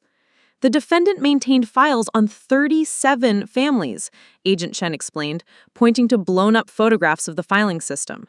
Each file contained property assessments, financial statements, family relationship maps, and, in many cases, specific plans for acquiring control of family assets through psychological manipulation or elimination of inconvenient heirs. Dr. Martinez followed with expert testimony about coercive control and long-term psychological manipulation. She explained how Cordelia's methods fit established patterns of predatory behavior, using family relationships and caregiver roles to isolate victims from support systems while creating financial dependence. The defendant employed sophisticated techniques designed to make victims grateful for their own exploitation. She would create financial crises, then position herself as the solution, gradually assuming more control while the victim became increasingly dependent on her guidance. The forensic evidence was devastating. DNA analysis confirming warfarin poisoning in my grandmother's exhumed remains. Security footage showing Harold near my parents' car before the brake line sabotage. Financial records tracing millions in stolen assets through shell companies and offshore accounts. But it was the victim testimony that transformed the courtroom atmosphere from clinical examination to emotional reckoning. Sarah Whitmore took the stand on Wednesday morning, her voice barely audible as she described losing her parents at 14 and being taken under Cordelia's wing. She told me I was lucky to have someone who cared enough to manage my inheritance properly. She told me most orphans ended up poor because they didn't understand money. I thanked her every Christmas, Sarah said, tears streaming down her face. I thanked her for saving me from becoming a spoiled rich kid. James Patterson's testimony was even more devastating. At 32, he'd lived for 16 years believing he was financially irresponsible because his trust fund couldn't cover basic living expenses. He'd accepted progressively worse living conditions, telling himself he needed to learn the value of hard work. She visited me last year in the trailer park, he testified, brought me groceries, and told me how proud she was that I was learning to stand on my own 2 feet. I cried because I thought I was finally becoming the man my parents would have wanted. The trailer park, the prosecution revealed, was owned by one of Cordelia's shell companies. She'd been collecting rent from James while using his stolen inheritance to purchase the property he lived on. By Thursday, the defense was clearly struggling. Caldwell's attempts to characterize the murders as accidents or natural deaths fell apart under forensic scrutiny. Her argument that financial irregularities were merely poor record-keeping crumbled when confronted with evidence of systematic asset transfer and money laundering. Then came my testimony. I took the stand Friday morning wearing a navy suit that Marcus had helped me choose. Professional but not intimidating, authoritative but still approachable. Judge Henley reminded me I was under oath, and I looked directly at the jury as Torres began his questions. Ms. Blackwood, can you describe your relationship with the defendant? Cordelia Blackwood with my aunt by marriage. After my parents were killed when I was 12, she became my legal guardian and managed my inheritance through a family trust fund. How would you characterize your feelings toward the defendant during your childhood and adolescence? I was grateful to her, devoted to her. I believed she'd sacrificed her own comfort to care for me, and I felt obligated to earn that sacrifice through obedience and appreciation. Torres walked me through 20 years of systematic manipulation, the constant reminders of financial dependence, the gradual isolation from other family members who might have questioned her management, the way she used my parents' memory to control my decision-making. Did the defendant ever discuss your future financial independence? She told me the trust fund would become available when I turned 35, assuming I demonstrated sufficient responsibility. She regularly found reasons to question whether I was mature enough to handle financial independence. What changed when you became engaged to Admiral Thorne? Cordelia became increasingly hostile toward the relationship. She suggested that Marcus was only interested in my inheritance and that marriage would be a mistake that would dishonor my parents' memory. The cross-examination was brutal, but expected. Caldwell attacked my relationship with Marcus, suggesting I'd been manipulated by federal investigators seeking to build their careers. She questioned my memories, my motivations, and my understanding of complex financial arrangements. Isn't it true, Ms. Blackwood, that you never bothered to review trust fund statements or ask detailed questions about asset management? That's true. I trusted Cordelia completely. And isn't it true that your current testimony is heavily influenced by your romantic relationship with the lead investigator? My testimony is based on evidence that I've seen and verified independently. My relationship with Admiral Thorne began before either of us knew the extent of Cordelia's crimes. But you have significant financial incentives to support the prosecution's theory, don't you? You stand to recover millions of dollars if the defendant is convicted. I stand to recover money that was stolen from my family. The conviction doesn't determine asset recovery. That's handled through separate civil proceedings. The most powerful moment came when Torres showed the jury my father's letter, reading aloud his final words about my strength and independence. Then he asked me to read my grandmother's original will, the one that would have made me independently wealthy at 18, before Cordelia's modifications created the trust fund structure that gave her control. What do you believe your life would have been like if you'd received your inheritance at 18 as your grandmother originally intended? Caldwell objected, but Judge Henley allowed the question. I would have been free to make my own mistakes, free to trust my own judgment, pursue my own interests, build relationships based on mutual respect rather than financial dependency. I would have been the independent woman my parents and grandmother wanted me to become. The closing arguments took place the following Monday. Torres methodically reviewed the evidence of systematic murder, fraud, and psychological abuse spanning 3 decades. He emphasized the premeditated nature of the crimes and the sophisticated planning that went into each elimination. Cordelia Blackwood didn't just steal money. She stole lives, futures, and the basic human dignity of trusting in family relationships. She turned caregiving into predation and love into control. Caldwell's closing focused on reasonable doubt, asking the jury to consider whether the government had proven intent beyond the standard required for conviction. She portrayed Cordelia as overwhelmed and making poor decisions, rather than orchestrating deliberate crimes. The jury deliberated for 6 hours. When they returned, the foreman stood to deliver a verdict that would echo through every courtroom in the country. On the charge of racketeering in the first degree, we find the defendant guilty. On the charge of conspiracy to commit murder in the first degree, we find the defendant guilty.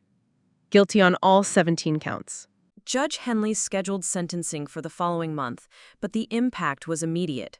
Cordelia showed no emotion as the verdict was read, but several victims' family members wept openly. Sarah Whitmore collapsed into sobs of relief. James Patterson sat quietly, staring at his hands as 20 years of self-blame finally lifted from his shoulders. As federal marshals led Cordelia away, she turned to look at me one final time. Her expression wasn't angry or remorseful. It was calculating, as if she was still working some angle, still planning her next move. But her next move would be from a federal prison cell, and her planning would be limited to appeals that would almost certainly fail. Outside the courthouse, U.S. Attorney Torres announced that the investigation was expanding to other states where similar patterns had been identified. Today's verdict sends a clear message, he told the assembled media. Elder abuse, financial exploitation, and predatory caregiving will be prosecuted to the fullest extent of federal law. Agent Chen revealed that arrests were planned in 3 other states based on intelligence gathered during the Blackwood investigation. The network was being dismantled piece by piece, and hundreds of potential victims were being contacted by law enforcement. Marcus found me in the crowd of reporters and lawyers, pulling me into an embrace that felt like coming home after a long, dangerous journey. "It's over," he whispered against my ear. But it wasn't over. It was just beginning. The conviction had given me something I'd never had before, the knowledge that justice was possible, even for crimes hidden behind facades of family love and community trust. Now came the harder work of building something new from whatever remained. 6 months after Cordelia's sentencing to 5 consecutive life terms without possibility of parole, I stood in the renovated conference room of what had once been her Victorian house, now serving as headquarters for the Blackwood Foundation for Financial Abuse Survivors. The walls that had once displayed her carefully curated family photos now held portraits of the 19 confirmed murder victims and testimonials from dozens of survivors whose stolen assets we'd helped recover. The transformation hadn't been easy. Converting a crime scene into a center for healing required more than fresh paint and new furniture. It demanded a complete reimagining of what the space could represent. Marcus had suggested we tear the house down entirely, but I'd insisted on reclaiming it instead. Cordelia had used this place to orchestrate decades of suffering. Now it would serve as a base for preventing future victims. The Connecticut Attorney General's office has confirmed 12 additional arrests across 3 states, reported Sarah Whitmore, who now served as the foundation's victim advocacy coordinator. Her transformation from trailer park resident to fierce advocate for financial abuse survivors had been remarkable to witness. The network we've uncovered includes operations in Massachusetts, Rhode Island, and New York, with a combined victim count approaching 300 families. James Patterson nodded from his position at the conference table, where he managed our asset recovery program. We've successfully returned over $40 million to victims' estates in the past 6 months. The civil suits against accomplices are yielding additional recoveries weekly. The foundation had grown beyond anything I'd initially envisioned. What started as a way to help other victims of Cordelia's crimes had evolved into a national resource for financial abuse survivors. We provided legal assistance, psychological counseling, asset recovery services, and most importantly, a community of people who understood the unique trauma of being exploited by trusted caregivers. Dr. Martinez had joined us as Chief Psychological Services Officer, developing treatment protocols specifically designed for victims of long-term financial and psychological abuse. Her research was groundbreaking, the first comprehensive study of how predatory caregiving affected survivors' ability to trust their own judgment and form healthy relationships. We are seeing consistent patterns across all victim populations, she explained during our monthly board meeting. Regardless of the specific circumstances, survivors exhibit similar symptoms: hypervigilance about financial matters, difficulty accepting help without suspicion, and persistent self-doubt about their own perceptions. The recovery process requires rebuilding fundamental assumptions about trust and safety. My own recovery had been an ongoing process. The financial independence was liberating. Having access to the inheritance my grandmother had intended for me meant I could make choices based on my own priorities rather than economic necessity. But the psychological healing was more complex. Learning to trust my own judgment after 20 years of having it systematically undermined required constant conscious effort. Dr. Martinez called it cognitive rehabilitation, retraining thought patterns that had been shaped by decades of manipulation. Simple decisions like choosing a restaurant or planning a weekend could trigger waves of anxiety as I questioned whether I was being responsible enough or making good choices. The relationship with Marcus had survived the trial and its aftermath, but not without challenges. His reassignment to a desk job in Washington after the investigation meant we were building our connection without the intensity of a criminal case to bind us together. We were learning who we were as a couple when our lives weren't dominated by crisis and revelation.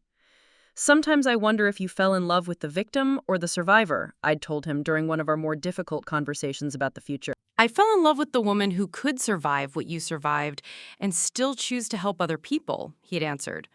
Whether she was a victim or a survivor was never the point. 6 months later, that distinction fell increasingly irrelevant. I was both. Someone who'd been victimized for decades and someone who'd found the strength to transform that experience into something meaningful. The Foundation's work had attracted national attention. Congressional hearings were scheduled to examine gaps in elder abuse protection. State attorneys general were comparing notes about suspicious financial advisors and caregivers. Insurance companies were revising their procedures for investigating sudden deaths among policyholders. But the most satisfying work was individual, helping families recognize the warning signs of predatory caregiving, assisting survivors in reclaiming their financial independence, and creating resources for law enforcement agencies investigating similar crimes. Mrs. Eleanor Patterson called this morning, Sarah reported, referring to James's aunt, who'd become our latest success story. The court awarded her full restitution from her financial advisor, plus punitive damages. She wanted to thank us for helping her realize that losing track of her investments wasn't early dementia, it was theft. These stories arrived weekly. Adult children discovering their elderly parents' caregivers had been systematically draining bank accounts, young adults realizing their guardians had been stealing inheritance money, families learning that suspicious deaths weren't tragic accidents, but carefully planned murders. Each case reinforced the same disturbing truth. Cordelia's methods weren't unique. Across the country, predators were using positions of trust to exploit vulnerable populations, and the traditional systems designed to protect those populations were often inadequate or corrupted. The Foundation's research had identified common vulnerabilities that made people targets for financial predators: recent loss of a spouse or family member, social isolation, cognitive decline, complex family dynamics, and significant assets without clear management structures. We'd developed screening tools that helped identify high-risk situations before exploitation could begin.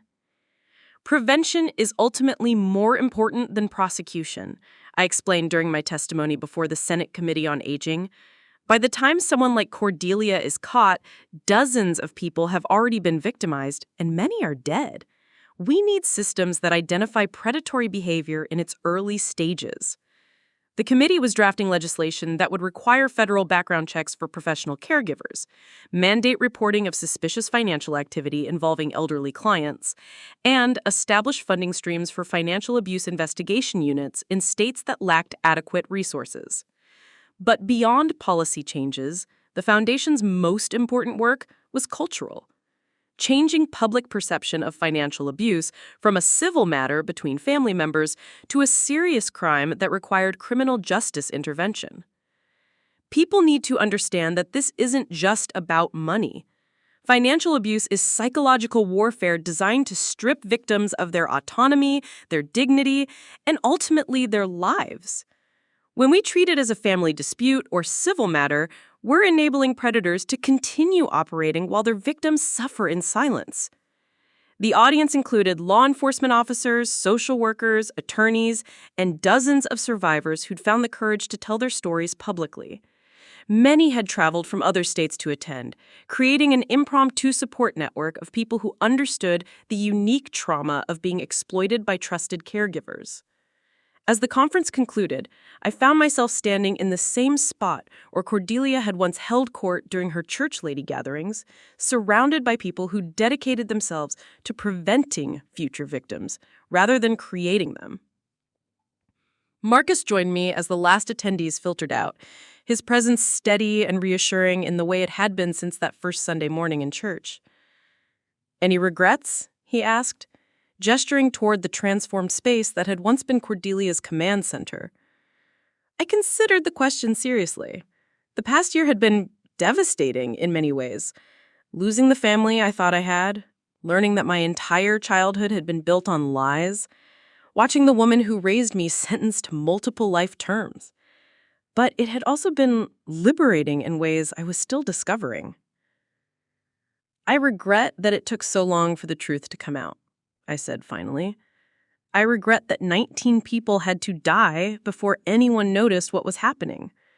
I regret that dozens of families lost decades of their lives to someone who viewed them as livestock to be harvested. I paused, looking at the portraits of survivors lining the walls, people who'd reclaimed their lives after years of exploitation, who'd found the strength to trust again despite being betrayed by people they loved. But I don't regret knowing the truth now. I don't regret having the chance to help prevent future victims.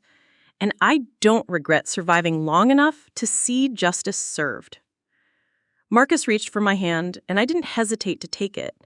A small victory over years of conditioned wariness about accepting help or protection. "What's next?" he asked.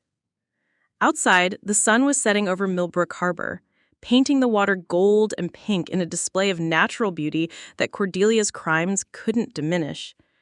The town was healing, slowly learning to trust again after discovering that one of their most respected citizens had been a serial killer operating under their noses for decades. "What's next?" I said. We help more people find their voices. We help them understand that survival isn't just about staying alive. It's about reclaiming the lives that were stolen from them. The Blackwood Foundation was more than an organization now. It was a movement A community of people who'd been victimized by predatory caregiving and were determined to ensure it couldn't happen to others. We were proof that even the most sophisticated criminal conspiracy could be defeated by survivors who refused to stay silent. As we locked up the Foundation headquarters and headed home, I thought about the letter my father had written just before his death. His prediction that I would grow up to be stronger and more capable than I knew. It had taken 20 years and a federal trial to prove him right, but the strength he'd seen in me had finally emerged. The woman who'd walked into Blessed Trinity Methodist 6 months ago, seeking family approval and avoiding conflict, was gone. In her place was someone who understood that true family isn't about blood or obligation. It's about people who show up when things get difficult and stay when the truth gets uncomfortable. People like Marcus, who'd risked his career to protect me. Like Sarah and James, who'd transformed their victimization into advocacy for others. Like Dr. Martinez and the prosecutors and investigators who dedicated months of their lives to seeking justice for people they'd never met. That was the real victory.